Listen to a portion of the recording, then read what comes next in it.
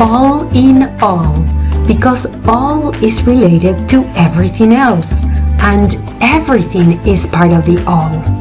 A weekly space on Oneness Talk Radio to explore topics of interest for our whole being, holism, health and well-being, philosophical questions and ideas for our times, and much more. All in all with Silvana Spano, therapist, holistic health coach, healer, and teacher. Hi everyone! I hope you've been well. It's been a month since the last episode, as I am now updating this radio show on the second Tuesday of every month. After a very chaotic, very disruptive month of October 2019, the energy of November was pretty similar in terms of the intensity. That's true for a lot of people, isn't it? Lots of folks around the planet have been shaken up lately, with major things turning upside down in their lives, big revelations suddenly presenting themselves. In all cases, people are having to deal with massive amounts of change in some way or other, and that is not comfortable. It's very stressful and sometimes even traumatic. That's certainly true down here in South America, where there's been so much upheaval in the last few months, and it continues. So, given the circumstances, I decided to offer you a program that is relevant to our times. And in doing so, I've decided to call on my great friend and colleague, Dexter Leland. So, you are going to hear from him in this episode. Dexter is a very skilled, very accomplished, very talented energy healer who currently lives in Santa Rosa, California, but has lived and trained under different shamans and healers around the world since he was a very young man. Some of that training we did together in the highlands of Guatemala. In fact, we did an apprenticeship with a traditional medicine woman there called Vicenta. So Vicenta is an authentic Sutujil Mayan. There are many different ethnic groups within the living Mayan culture, and she's part of the Sutujil people who live around Lake Atitlan in the highlands of Guatemala, in some of the towns around Lake Atitlan. We lived with her and her family during the training. We shadowed her and her healing partner, Antonio, who is also her brother-in-law. And we practiced and practiced until we graduated from the training program and moved on to do our own work with the new tools that we had learned from them. I will bring Dexter back on the program several times, so today is only your first introduction to him. If you want to contact Dexter, please send me an email message and I will put you in touch with him for sessions or consultations. He's a great healer who is very knowledgeable, very intuitive, and very ethical.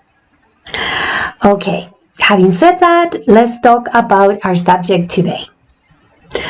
I'll start by saying that in many shamanic traditions, they have a concept called soul loss, which is more or less, generally speaking, similar to the concept of dissociation in psychology. In other words, it is a type of disconnection that happens during times of stress and trauma, which is really a defense mechanism to protect us in the moment, but can leave us less than whole. It can leave us split. It can leave us disconnected from ourselves. When this happens, it's like there's a suspension of continuity in our experience. Sometimes it's only partial, where one aspect of ourselves gets locked up or locked out of the whole. So it can be reflected in symptoms of distraction, like the person is ungrounded, lost, not able to access some aspects of themselves or their memories. Or it can be reflected in a wound that the person carries, where the disconnection is perhaps less obvious, but is there when you look into it a little deeper. So in psychology, we have ways of approaching disassociation that includes talk therapy and other techniques designed to make the unconscious conscious, to help the person realize that they are now safe, even if they didn't feel safe when the trauma happened, and to get them to relax and reconnect to their feelings. When this process is successful, the person ends up feeling more relaxed, less defended, more present, more able to use the aspects of themselves that got rejected, not intentionally, but still rejected or locked out, and feel more complete. But in the shamanic traditions, they have a different technique, a different method or process for dealing with the consequences of trauma or soul loss. They have a process that they call soul retrieval. Perhaps you've heard of this already. And what I'd like to do in this episode is explain to you more about it and have you listen to Dexter talk about what the Mayan people of Guatemala taught us about their way of doing soul retrieval work. But so you know the general definition, this is a kind of intervention that is common in many shamanic contexts, where the healer enters an alternate state of consciousness, invokes the assistance of protective forces and spirits, locates the lost soul essence, and brings it back to the person who is suffering from soul loss. Now, just before I get into it further, I'd like to share that after getting trained in this process in Guatemala, both Dexter and I integrated this practice into our own way of working as energy healers. In my case, my energy healing practice is, to this day, very much intertwined with my psychospiritual therapeutic approach. I don't always use these kinds of techniques, but sometimes I do, depending on the case, the client, and the messages I get about the appropriateness of integrating a very shamanic ceremony like soul retrieval into the different interventions that can help the client.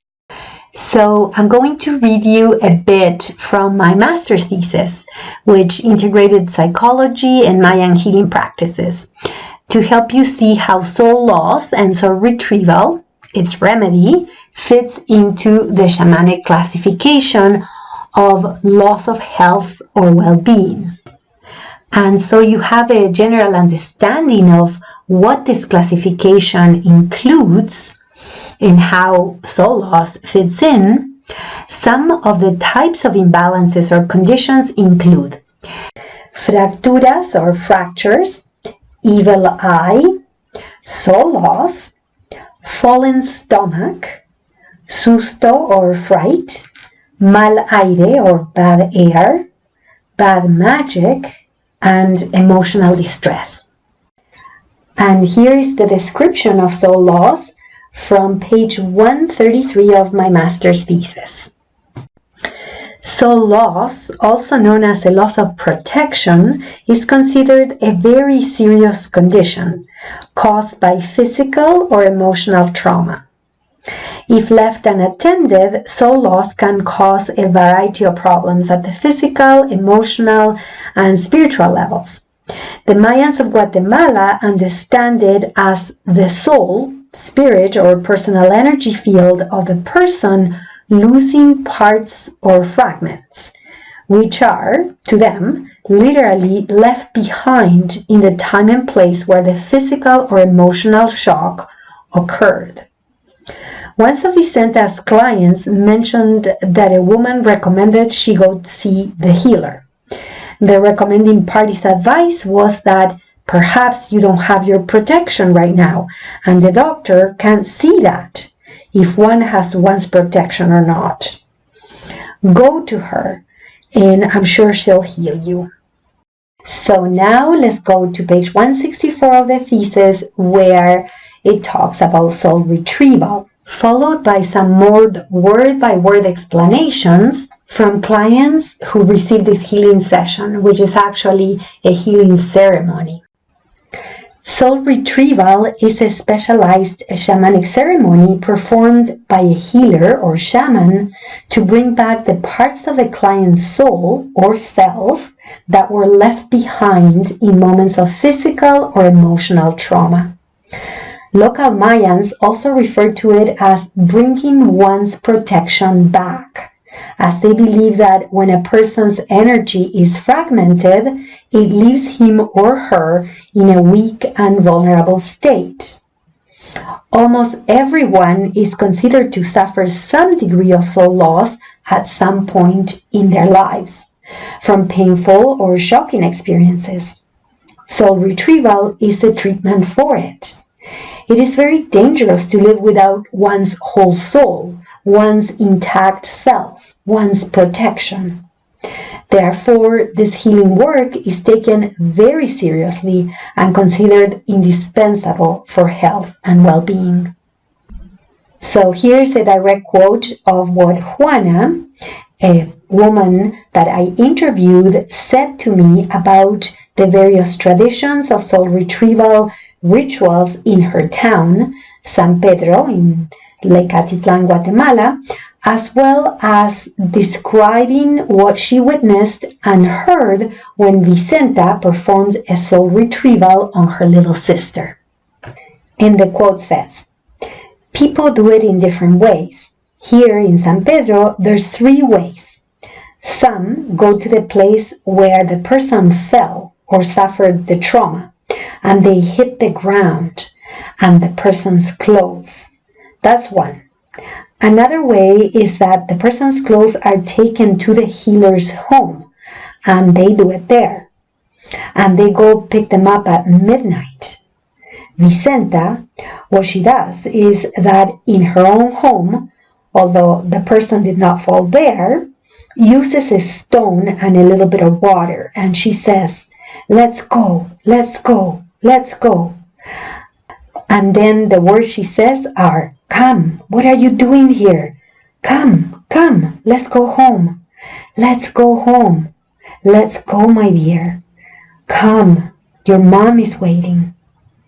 That's what I have heard Vicenta say when she did it for my little sister." End of quote.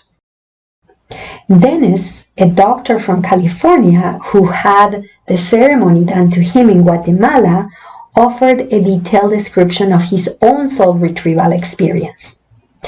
Beginning of quote. "They talk about some of the things that have happened to you, your traumas, some deep-seated patterns or parts of you that were left behind energy-wise, even in certain geographical places. So I told them about my hometown where most of the early traumas probably happened. But of course, there were traumas in many, many other places. So that's mainly what people work with, what happened to them in the first 15 years of their lives. So evidently, that healer person works with that information, and during that time, you are lying down. And I definitely felt like, I'll use the word chakra for lack of a better word, but perhaps it is holes in different parts of your body opened up a little bit more. And especially my solar plexus felt like it was being filled up or something.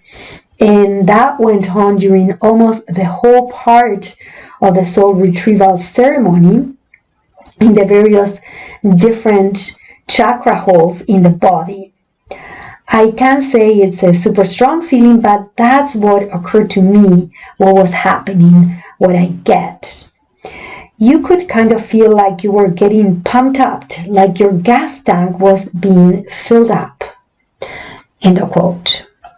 Okay, I'm going to read you one more quote. This one's from Ray, an American who was living in Antigua, Guatemala at the time of my research, and offered a detailed account of her soul retrieval experience and what she interpreted as a healing crisis caused by it. Beginning of quote. I felt suspended, sort of. I felt good. And right afterwards, I was supposed to go to sleep right on top of the whip. And I became violently ill. 5 minutes, no more than 5 minutes. I really was getting rid of stuff. End of quote. And I'd like to interject here for a moment to point out that non-coincidentally, purging is a central theme in shamanism as well. In fact, shamanic cultures see bodily detoxification as a very positive thing and nothing to be scared of, even when it comes on like that, suddenly, spontaneously, and unprovoked by our will. On the contrary, they honor it and celebrate it. This is especially interesting in this context, as this is not a common reaction for people who receive a soul retrieval. Shamanic people believe that when we purge, we expel not only physical toxins, but also, more importantly, energetic toxins. And that was exactly what was happening. Now listen to what Ray said later on. I felt quite light, again, really taken care of. I felt like I was in really good hands. I felt protected. I felt defended. I felt as good as I needed to feel. I really needed to feel those things. I had the feeling that this tool, the soul retrieval, was super powerful. It was very good for me. It wasn't the whole healing. I still had a lot of work to do, but it was a big piece of healing for me. I felt that it jump-started me. It really put me in a good direction. End of quote. And now let's listen to Dexter describe soul retrieval and our experience with it in Guatemala in his own words. Hello everyone, my name is Dexter Leland. I spent 7 years in Guatemala. I came down from California to study with the Mayan shamans and healers of Guatemala. And it was quite an experience of coming down and finding a very genuine shaman teacher that I studied with in Lake Atitlan for 5 years, going through the path of learning the fire ceremony with Don Pedro Cruz of San Pedro de Laguna and Lake Atitlan. And while I was there studying and working, I had met Silvana, and I had a book with me by Sandra Ingerman about soul retrieval and mending the fragmented soul.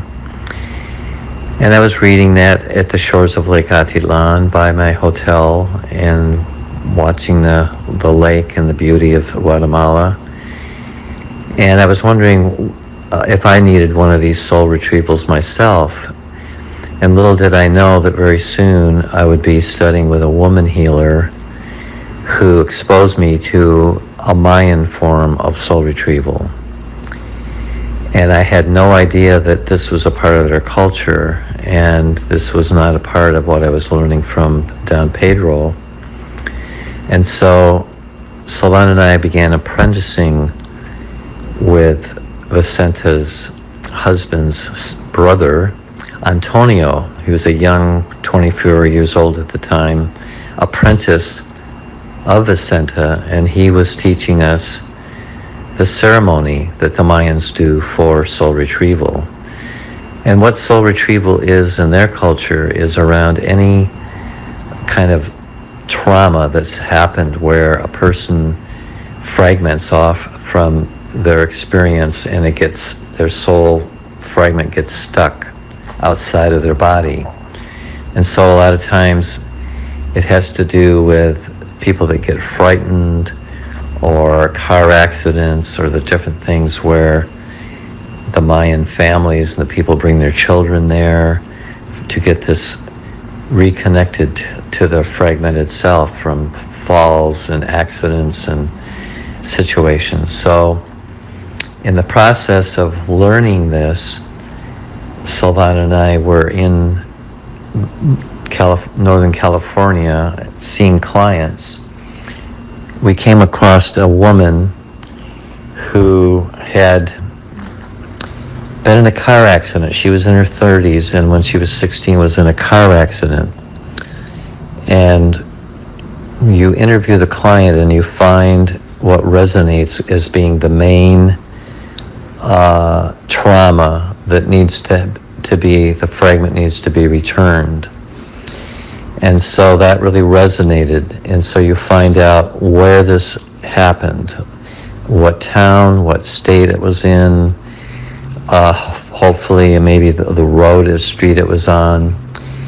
And part of Silvana and I being allowed into the Mayan world and studying this was that for myself, I had done many years of gone off in the hills and been in meditation, and it was very easy for me to leave my body and move into other worlds. And this was one of the prerequisites for being able to find these fragments. So the woman, what you do is you have the person lie down, the client lie down in a comfortable mat on the floor. You light 2 candles, you create a sacred space, a protective space. You pour some holy water, sprinkle it around the person on the floor, and you have a small natural rope whip that you begin breaking up the negative energy, and you're hitting the water around the person, and you're breaking up the negative energy and releasing it. And then you place the whip on the person's stomach. And then you travel into the other world, and you find the stuck fragment. You find the fragment from the 16-year-old experience of the car accident. You compassionately approach it and announce to the fragment that the person is ready to have this returned and to join me in returning. And also, I learned along the way in doing this many times, there's usually a loved one, like a grandmother, or sometimes if a person has a guru or a teacher, I ask, is there anyone like to join me in returning this fragment to its owner? And whoever shows up, and sometimes it's very touching of who you're journeying with back. And you go back to the client and you blow the fragment into the top of the head, and you blow the fragment into the heart. And then you wait and you let the whole process integrate, and you just feel the mending taking place. And some people lay there from 10 to can be 45 minutes, and when they're ready to get up, you get to help them and assist them to get up and ground them. And what is very beautiful is a lot of people, their eyes are just radiating after it. You can just really see that the whole thing has taken place and has mended, and there's a radiance to them that wasn't there before. And so this is one of the many stories that I'm going to be sharing with you over time with Silvana. And I just really, both her and I appreciated being allowed into the indigenous Mayan world and being able to study and learn these things. And I'm just very honored to be able to share this information now with a bigger audience. And eventually this will be put into a book that I'm writing. So thank you all. Take care. Thank you, Dexter, for sharing all that. I am remembering the results that Dexter got when Vicenta and Antonio did a soul retrieval for him in Guatemala. So the day after the ceremony, he woke up with a very different energy, much more present, and he noticed that the Curtains needed to be changed, and the apartment needed to be painted, and the walls needed some new art. And in addition to feeling more alive, Dexter realized that we were definitely on the right track for learning this technique that could help so many people recover lost talents, as well as awareness, spontaneity, creativity, inspiration. And so we both felt so honored and fortunate to have been invited into this world to learn this way of healing from authentic Mayan healers who don't normally share their secrets with the outside world, but that for some reason were called to teach us what they knew. That is their way, their very traditional way of doing soul retrieval, their particular variation of the craft. And as part of this inclusion, of this apprenticeship, of this experience, we also got official authorization to go out into the world and heal our clients with their sacred tradition. In closing, I'd like to share something that a professor I once had, an anthropologist who taught the very first course I took at the Institute for Shamanic Studies, said to the class, which had a huge impact on me at the time. She said that all humans suffer from energetic imbalances along their lives. The difference is that in shamanic societies, people know it, and they also know where to go to get it corrected. Instead, in non-shamanic or modern societies, which think themselves so advanced, people walk around with energetic imbalances all the time, not knowing they have them, not knowing that they need help or how to seek help, not knowing how to come back to balance. In some cases, these imbalances are serious enough that they will have a significant or serious effect on the person's health and well-being. Physical, mental, emotional. All of our ancestors knew about that, but we have lost the knowledge. We have lost our way. Think about that. Now, I'm not saying that the shamanic way to correct these imbalances is the only way to do it. There are people in non-shamanic contexts that have figured out how to address these things, correct these things, or help the person heal these things, him or herself, which is always the most empowering intervention in my view. But it's definitely not mainstream. I mean, not in the so-called modern societies. At least not yet. Be well, everyone. I wish you a Merry Christmas and Happy New Year. And I will meet you here again in January of 2020. Blessings to all for the new year and always. Thank you for listening to today's program. I wish you a week ahead filled with blessings for your body, heart, and soul, and hope that you tune into All in All next time. If you're bilingual or learning Spanish, I invite you to stay on and listen to the Spanish version of this episode. Coming up next, ciao!